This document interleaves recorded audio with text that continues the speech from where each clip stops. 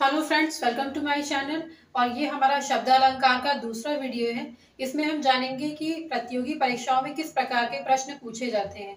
और इसके अलावा इस वीडियो में हम यमक अलंकार, श्लेष अलंकार, वीप्सा अलंकार और वक्रोक्ति अलंकार को डिटेल में भी जानेंगे। तो आइए देखते हैं, ये हमारा पहला प्रश्न है कि परीक्षाओं में किस प्रकार के प्रश्न पूछे जाते हैं।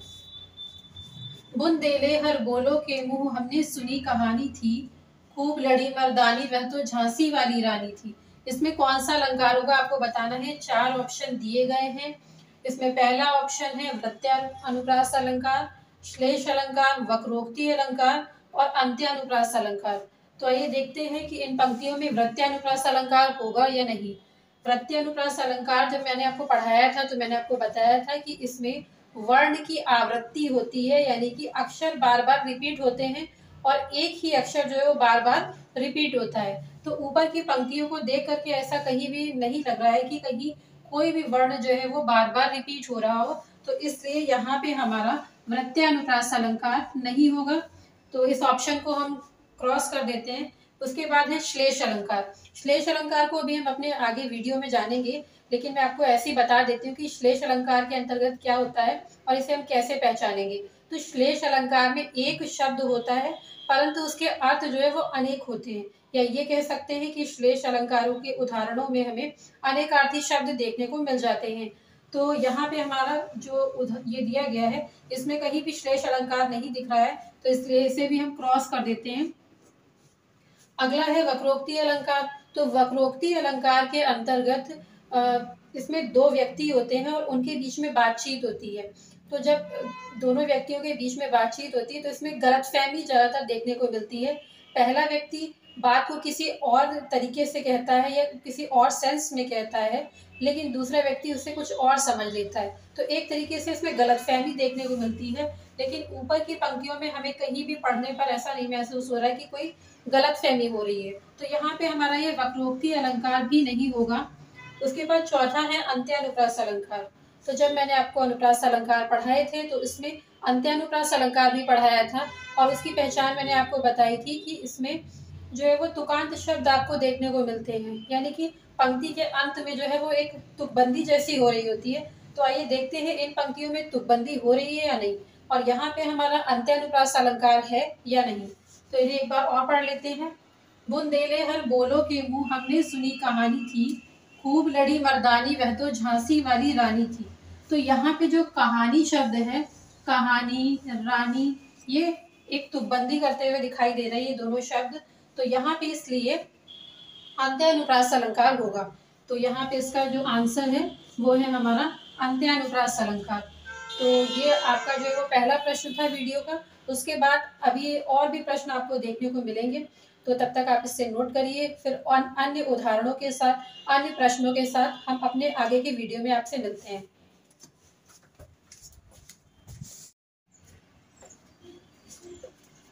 हेलो फ्रेंड्स, तो अभी तक हमने जो है वो अलंकार से रिलेटेड अपना एक प्रश्न किया था।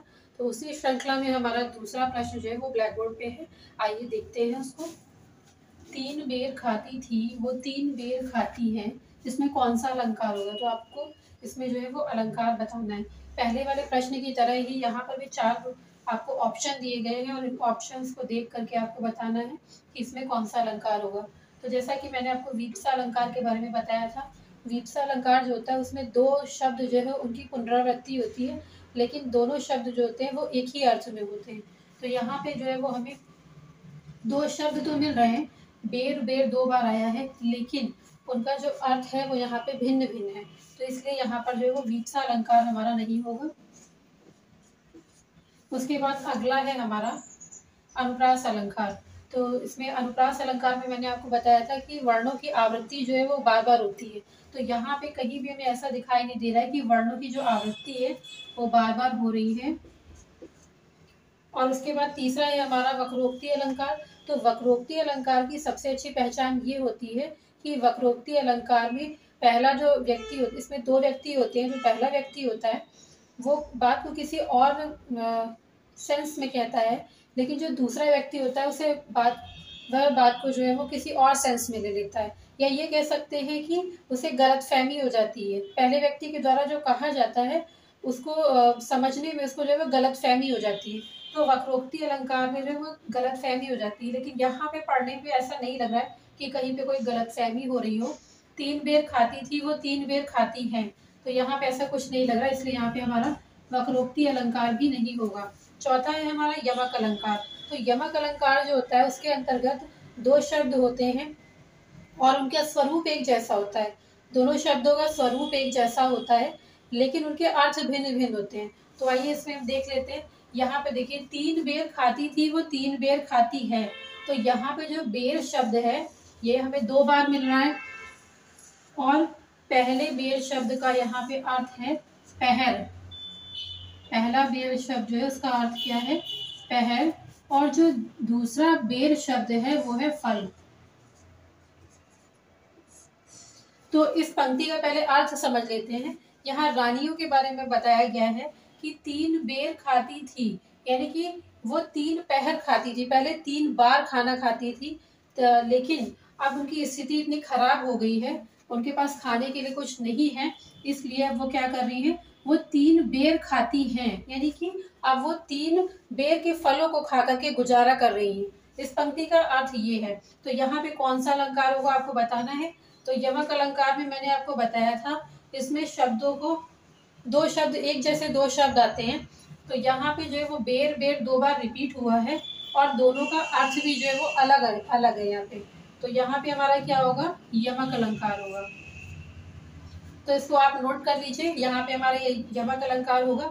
ये पंक्ति जो है वो यमक अलंकार की है। इसके बाद अपने अन्य उदाहरणों की ओर चलते हैं।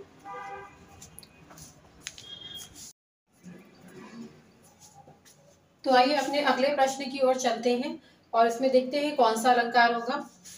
सबसे पहले इस प्रश्न को पढ़ते हैं, आइए जानते हैं इसमें कौन सा अलंकार होगा।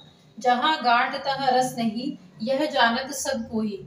इसमें कौन सा अलंकार होगा आपको बताना है। इसमें 4 ऑप्शन दिए गए हैं: यमक अलंकार, अनुप्रास अलंकार, वीप्सा अलंकार और श्लेष अलंकार। तो आइए देखते हैं। सबसे पहले हम ये जान लेते हैं, इसमें जो गांठ शब्द लिखा हुआ है यहाँ पे, इस गांठ शब्द के 2 अर्थ होंगे। पहला जो शब्द है वो इसका गांठ शब्द का जो अर्थ होगा वो होगा गन्ने की गांठ, या वो हिस्सा गन्ने का जहाँ पे गांठ होती है। तो ये आपका पहला हो जाएगा गन्ने की गांठ। और दूसरा अर्थ जो होगा इसका वो होगा रिश्तों में अविश्वास, या ये कह सकते हैं कि एक दूसरे पर विश्वास ना करना, ये कह सकते हैं।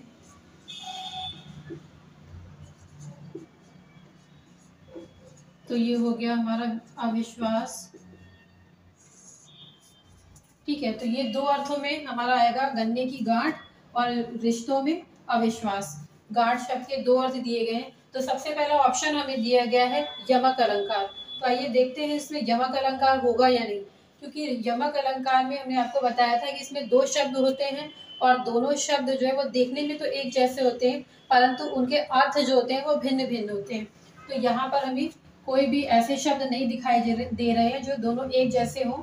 तो यहाँ पे हमारा सबसे पहले यमक अलंकार जो है वो नहीं होगा, तो इसको कट कर देते हैं।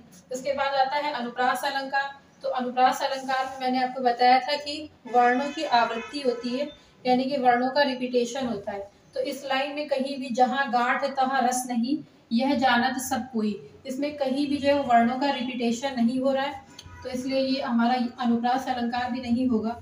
उसके बाद आता है वीप्सा अलंकार। वीप्सा अलंकार में शब्दों का जो है वो पुनरावृत्ति होती है, परंतु यहाँ पे कहीं भी जो है वो शब्दों की पुनरावृत्ति नहीं हो रही है। जैसे कि मैंने आपको बताया था कि धीरे धीरे या फिर लाल लाल इस तरीके से शब्द आएंगे, तो वो भी हमारे देखने को नहीं मिल रहे। तो इस ऑप्शन को भी हम कट कर देते हैं। अब चौथा जो हमारा है वो है श्लेष अलंकार। तो श्लेष अलंकार के अंतर्गत मैंने आपको बताया था कि शब्द एक होता है परंतु उसके अर्थ जो है वो अनेक होते हैं। यह श्लेष अलंकार में हमें अनेकार्थी शब्द देखने को मिलते हैं। तो अनेक अर्थों में उसमें 2 भी हो सकते हैं अर्थ, उसके 3 भी हो सकते हैं और 4 भी हो सकते हैं, परंतु श्लेष अलंकार की सबसे अच्छी जो पहचान है वो है कि शब्द एक ही होगा। तो यहाँ पे शब्द जो है वो गांठ है और वो 2 अर्थों में यहाँ पे प्रयुक्त हुआ है, गन्ने की गांठ और रिश्तों में अविश्वास। अब इस पंक्ति का अर्थ समझ लेते हैं। जहाँ गांठ तहाँ रस नहीं, यह जानत सब कोई। यानी कि जहाँ पर गन्ना जो होता है उसका जिस भाग में गांठ होती है वहां पर रस नहीं होता है, ये सब कोई जानता है। तो पहला अर्थ ये हो गया। उसके बाद दूसरा अर्थ होगा कि जहाँ पे रिश्तों में अविश्वास उत्पन्न होने लगता है या एक दूसरे पे विश्वास नहीं रह जाता है, वहां पे जो है वो प्रेम वास नहीं कर सकता है, ऐसा सब कोई जानता है। तो यहाँ दो अर्थ में इसको लिया गया है और गाढ़ शब्द के दो अर्थ हैं। तो यहाँ पे ये हमारा जो है वो श्लेष अलंकार होगा। तो ये जो है वो हमारा श्लेष अलंकार का उदाहरण है, इसको आप नोट करिए। इसके बाद अपने अगले प्रश्न की ओर चलते हैं।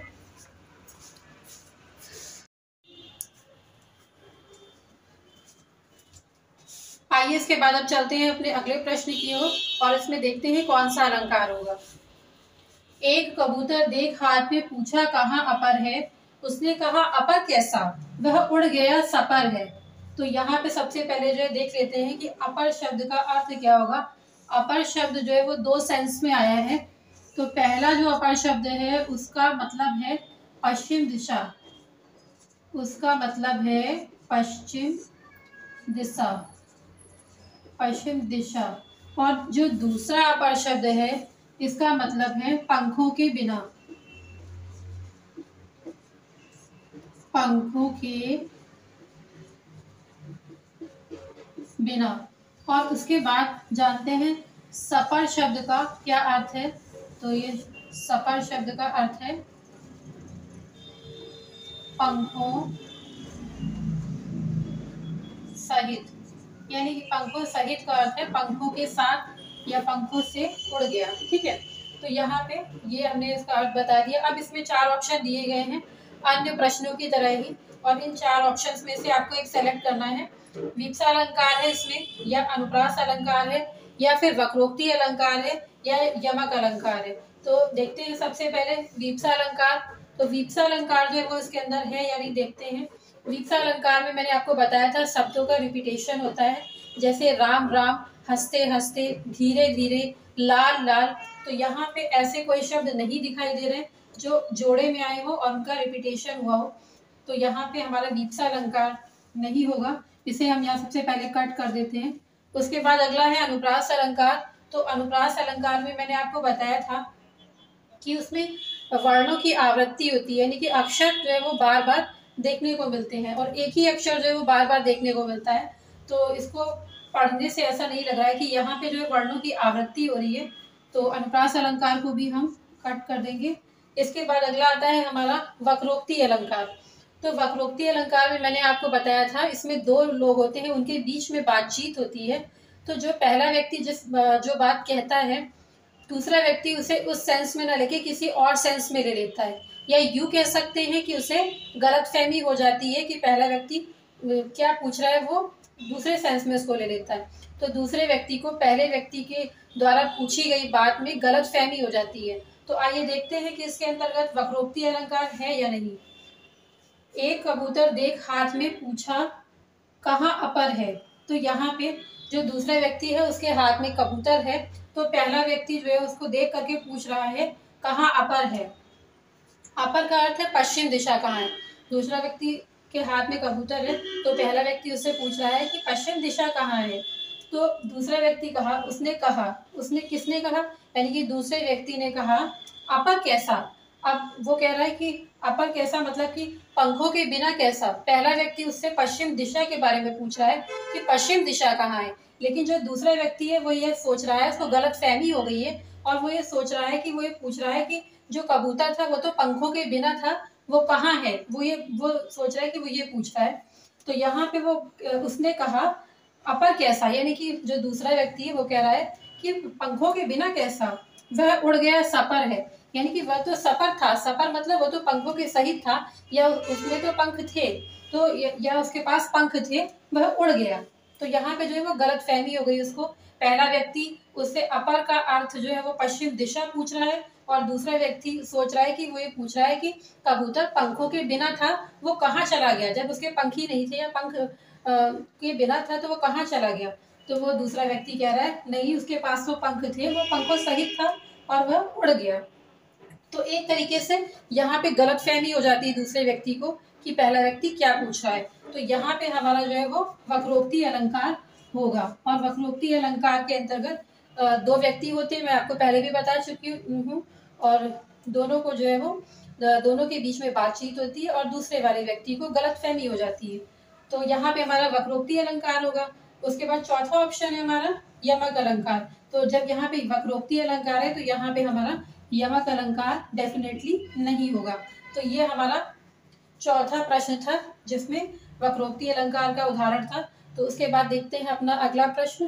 तो आप तब तक इसे नोट कीजिए, उसके बाद अगले प्रश्न में मिलते हैं।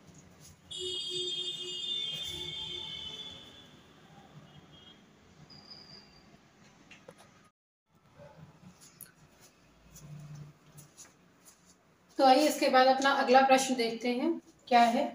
राम राम कही बारंबारा, चक्र सुदर्शन है रखवारा, कौन सा अलंकार होगा। तो अब आपको इसमें बताना है कि इसमें कौन सा अलंकार होगा। जैसे हमने पहले के प्रश्न किए थे उन्हीं की तरह इसमें 4 ऑप्शन दिए गए। इन ऑप्शंस में से आपको जो है वो देखना है कि ये जो है इसमें कौन सा अलंकार होगा इन पंक्तियों में। तो यहाँ पे सबसे पहले यमक अलंकार दिया गया, देखते हैं यहाँ पे यमक अलंकार है या नहीं है। तो यमक अलंकार में जैसा कि मैंने आपको बताया था, इसमें 2 शब्द होते हैं और वो देखने में भी एक जैसे होते हैं लेकिन उनके अर्थ जो है वो भिन्न होते हैं। तो यहाँ पे राम राम शब्द 2 बार तो आया है, परंतु ये एक ही अर्थ के सेंस में आया है। राम राम शब्द का अर्थ जो है वो एक ही है, ना कि इन दोनों शब्दों के अर्थ जो है वो अलग अलग है। तो सबसे पहले हम इसको काट देते हैं, ये यमक अलंकार नहीं है। उसके बाद अनुप्रास अलंकार। तो अनुप्रास अलंकार को देखते हैं ऊपर है या नहीं। तो अनुप्रास अलंकार में मैंने आपको बताया था कि वर्णों की आवृत्ति होती है। तो यहाँ पे कहीं भी हमको जो है वो वर्णों की आवृत्ति या रिपीटेशन देखने को नहीं मिल रहा है। तो यहाँ पे अनुप्रास अलंकार भी नहीं होगा। उसके बाद वक्रोक्ति अलंकार देखते हैं इसमें है या नहीं। तो वक्रोक्ति अलंकार के लिए पहले तो 2 लोग होने चाहिए। तो यहाँ पे इन पंक्तियों को पढ़ने से कहीं भी ऐसा समझ में नहीं आ रहा है कि इसमें 2 लोग होंगे। तो यहाँ पे जो है वो वक्रोक्ति अलंकार भी नहीं है। चौथा है हमारा वीप्सा अलंकार, जिसे कि हम पुनरुक्ति अलंकार कहते हैं, यानी कि इसमें जो है वो पुनरावृत्ति होती है शब्दों की। तो यहाँ पे देखते हैं कहाँ पुनरावृत्ति हो रही है। तो यहाँ पे राम राम शब्द जो है वो 2 बार आ रहा है। मैंने जैसा कि आपको बताया था कि वीप्सा अलंकार में शब्द 2 बार आते हैं। एक ही जैसा शब्द जो है वो 2 बार आपको देखने को मिलेगा और वो जोड़े में आएगा, उसमें जो है वो योजक चिन्ह लगा होता है। तो सारी चीज़ें जो है वो इसमें है। यहाँ पे 2 बार जो है वो राम राम शब्द आया है और दोनों ही देखने में एक जैसे हैं और बीच में योजक चिन्ह भी आया है और जोड़े में आया है। तो यहाँ पे हमारा जो है वो ये वीप्सा अलंकार होगा। तो यहाँ पे ये वीप्सा अलंकार का उदाहरण था। तो ये जो भी हमारे प्रश्न थे उनकी श्रृंखला जो यहाँ पे समाप्त हो गई है। इसके बाद इसी वीडियो में हम यमक अलंकार, वीप्सा अलंकार, वक्रोक्ति अलंकार और श्लेष अलंकार को डिटेल में पढ़ेंगे। तो तब तक आप इससे नोट करिए, उसके बाद फिर हम अपने अन्य अलंकारों को जो है वो डिटेल में पढ़ते हैं।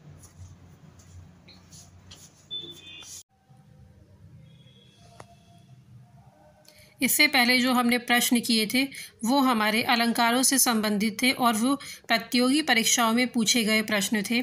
तो अब जो है वो हम विभिन्न अलंकारों के बारे में जानते हैं, जैसे कि यमक अलंकार, श्लेष अलंकार, वीप्सा अलंकार और वक्रोक्ति अलंकार। तो आइए थोड़ा सा देख लेते हैं इसको। सबसे पहले हम परिभाषा की ओर चलते हैं। तो आइए परिभाषा देखते हैं। जब कोई शब्द एक से अधिक बार आए लेकिन प्रत्येक बार उसका अर्थ भिन्न हो, वहाँ यमक अलंकार होता है। तो परिभाषा को समझने के लिए हम सबसे पहले जो है वो उदाहरणों को देख लेते हैं। तो पहला उदाहरण है हमारा, कनक कनकते 100 गुनी, मादकता अधिकाए, वा खाए बौराए जग, या पाए बौराए। तो यहाँ पे सबसे पहले कनक कनक शब्द जो कि 2 बार आया है उसका अर्थ देख लेते हैं। पहले कनक शब्द का अर्थ है धतूरा।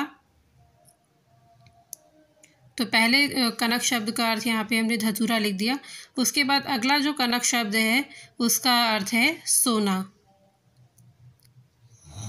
दूसरे कनक शब्द का अर्थ है सोना। तो यहाँ पे ये इसको लिखने के बाद आप देखते हैं पहली लाइन क्या कह रही है, जब कोई शब्द एक से अधिक बार आए। तो यहाँ पे कनक कनक शब्द जो है वो एक से अधिक बार आया है, अर्थात 2 बार आया है, लेकिन प्रत्येक बार उसका अर्थ भिन्न हो। तो यहाँ पे इसका अर्थ जो है वो प्रत्येक बार भिन्न आया है। ये देखने में तो एक जैसे हैं, इनका स्वरूप तो एक जैसा है, लेकिन इनके अर्थ जो है वो भिन्न भिन्न है। पहली बार इसका अर्थ धतूरा है और दूसरी बार इसका अर्थ क्या है, सोना। तो इसका जो है वो अर्थ भी समझ लेते हैं। अब सबसे पहले हमको ये भी समझना होगा कि यमक अलंकार को हम पहचाने कैसे। तो यमक अलंकार में दो शब्द जो है उनकी आवृत्ति होती है, अक्षरों की आवृत्ति नहीं होती, अर्थात वर्णों की आवृत्ति नहीं होती है, बल्कि शब्दों की आवृत्ति होती है। तो स्वरूप उनका एक जैसा होता है, लेकिन अर्थ जो है वो भिन्न भिन्न होता है। तो यहाँ पे दो शब्द कनक कनक दिए गए हैं, जिसमें पहली बार उसका अर्थ कनक का अर्थ है धतूरा और दूसरी बार कनक का अर्थ है सोना। तो इसका अर्थ समझते हैं। कनक कनक ते 100 गुनी मादकता अधिकाए। अब नीचे वाली लाइन का अर्थ समझते हैं पहले। वाह खाए बोराए जग। तो पहले कनक का अर्थ है धतूरा, यानी कि जिस प्रकार से धतूरा खा करके जो है वो जग जो है वो बोरा जाता है, अर्थात पागल हो जाता है, क्योंकि धतूरा जो है वो एक मादक पदार्थ है। उसी तरीके से कनक अर्थात सोने को प्राप्त करने पर या धन को प्राप्त करने पर कनक ते 100 गुनी, 100 गुनी का अर्थ है यानी कि 100 गुना, मादकता का अर्थ है पागलपन हो जाता है, अधिकाय का अर्थ है अधिक, यानी कि सोने या धन को प्राप्त करने पर 100 गुना अधिक जो है वो जग या फिर नर या इंसान जो है वो बौरा जाता है, या ये कह सकते हैं पागल हो जाता है। अर्थात जिस प्रकार से धतूरा खा करके मनुष्य या जग जो है वो बौरा जाता है, उसी प्रकार से धन को पा करके, सोने को पा करके वो 100 गुना अधिक जो है वो पागल हो जाता है या बौरा जाता है। इसका अर्थ यहाँ पर ये है। तो ये जो है वो हमारा यमक अलंकार का पहला उदाहरण था। और उसके बाद जो है वो हम अपना जो है वो दूसरा उदाहरण देखते हैं, जो कि है हमारा काली घटा का घमंड घटा। तो यहाँ पे पहला शब्द है घटा और ये दूसरा शब्द है घटा। दोनों देखने में से एक जैसे हैं। पहले घटा शब्द का अर्थ यहाँ पे बादल से लिया गया है और दूसरे घटा शब्द का अर्थ यहाँ पर लिया गया है कम होना से। तो ये दूसरा शब्द है जिसको हमने लिखा है यहाँ पे कम होना। तो अब ये कह रहा है काली घटा का घमंड घटा, यानी काले बादल का घमंड घट गया, अर्थात काले बादलों का घमंड जो है वो कम हो गया। यहाँ पे घटा घटा शब्द 2 बार आया है। इनका स्वरूप तो एक जैसा है, लेकिन इनके अर्थ जो है वो भिन्न भिन्न है, इसलिए यहाँ पे यमक अलंकार होगा। तो ये जो काली घटा का घमंड घटा है, इसका अर्थ है कि काले बादलों का घमंड जो है वो घट गया है, अर्थात कम हो गया है। तो यहाँ पे यमक अलंकार के जो है वो 2 उदाहरण थे जो मैंने आपको बताए। आई होप आपको समझ में आए होंगे। तो यमक अलंकार को समझने के बाद फिर हम अपने आगे की वीडियो में श्लेष अलंकार के बारे में जानेंगे। तो आइए चलते हैं, फिर उसके बाद श्लेष अलंकार के बारे में समझते हैं आगे वाली वीडियो में।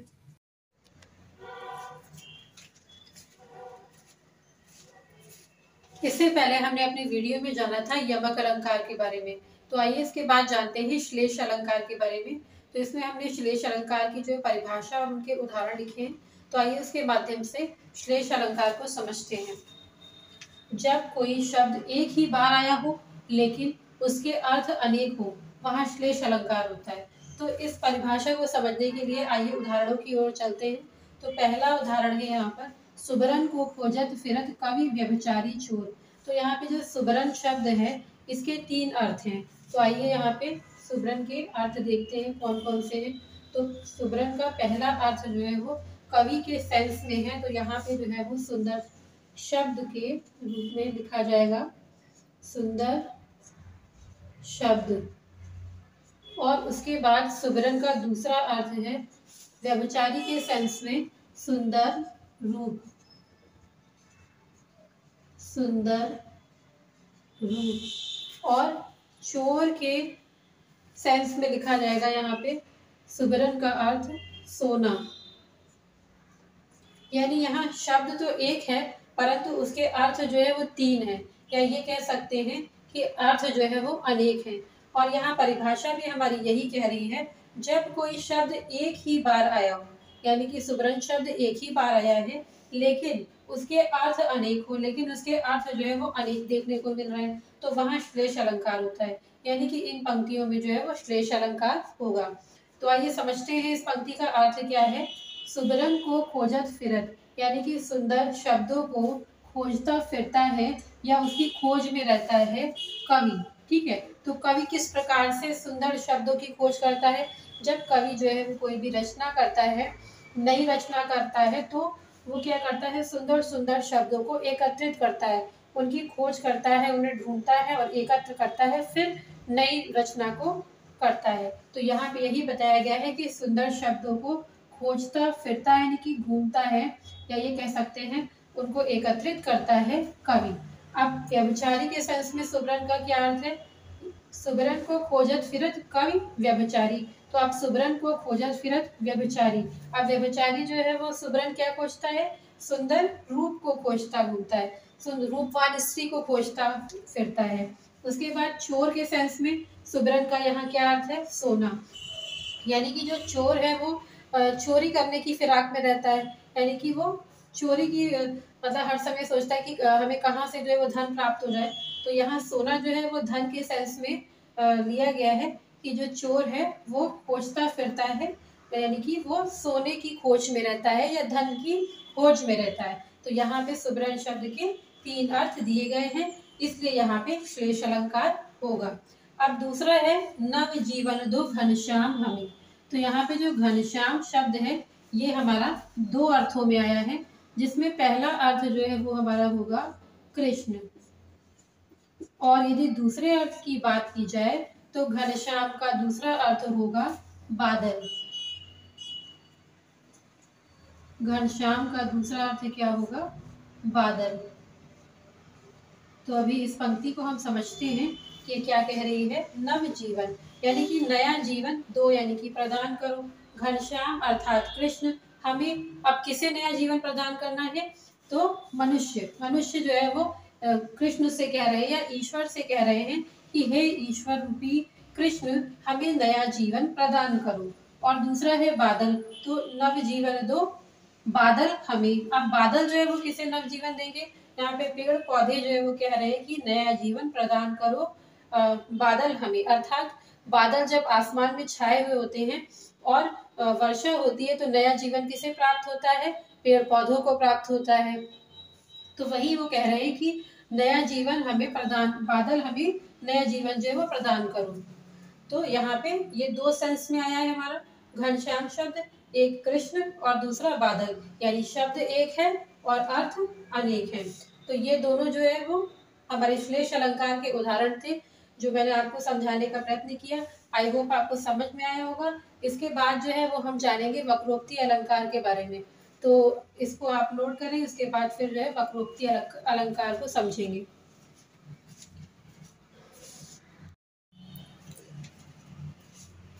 इस वीडियो में हमने जाना था विभिन्न प्रकार के प्रश्नों के बारे में जो कि अलंकार विषय से पूछे जाते हैं प्रतियोगी परीक्षाओं में।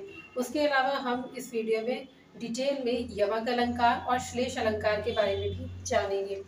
लेकिन वक्रोक्ति अलंकार और वीप्सा अलंकार जो है वो इस वीडियो में आपको देखने को नहीं मिलेगा, वो इसके लिए अगला वीडियो आएगा। तो आप जो है वो अगले वीडियो का थोड़ा वेट कीजिए।